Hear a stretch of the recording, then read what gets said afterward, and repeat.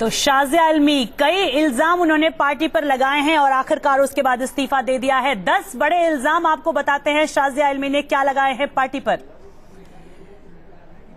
शाजिया इल्मी ने कहा है अरविंद केजरीवाल पार्टी में लोकतंत्र नहीं बना पा रहे हैं और यही एक वजह है कई वजहों में से जिसकी वजह से वो पार्टी छोड़ रही हैं।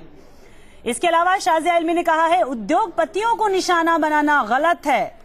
तो उद्योगपतियों को अब तक निशाना बनाती रही है आम आदमी पार्टी। अब तक तो शाजिया साथ देती रही पर अब कह रही है गलत है, पार्टी गलत दिशा में जा रही है। ये भी कहा है शाजिया इल्मी ने कि पार्टी कहीं ना कहीं अपनी दिशा से भटक गई है और अब वो गलत दिशा में जा रही है और जेल की राजनीति ठीक नहीं, जेल की राजनीति पसंद नहीं करती शाजिया इल्मी, अप्रूव नहीं करती, साफ तौर पर यह कह दिया है।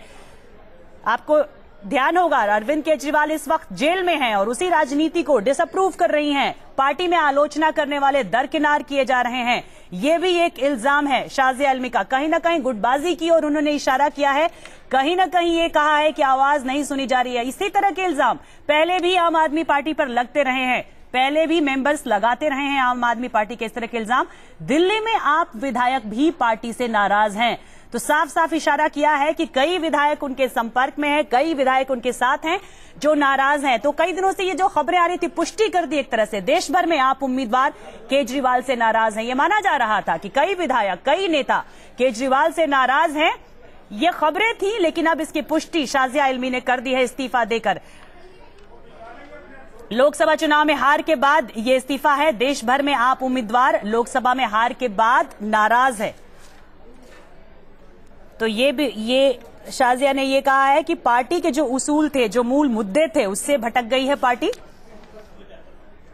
कहीं ना कहीं जिस दिशा के साथ शुरुआत हुई थी वो अब नहीं रही और आप नेताओं से अब कोई उम्मीद फिलहाल नजर नहीं आती और यही सारी वजह है शाजिया इल्मी जिसकी वजह से इस्तीफा आखिरकार दे रही हैं। सामूहिक फैसलों के लिए पार्टी में अब कोई जगह नहीं है।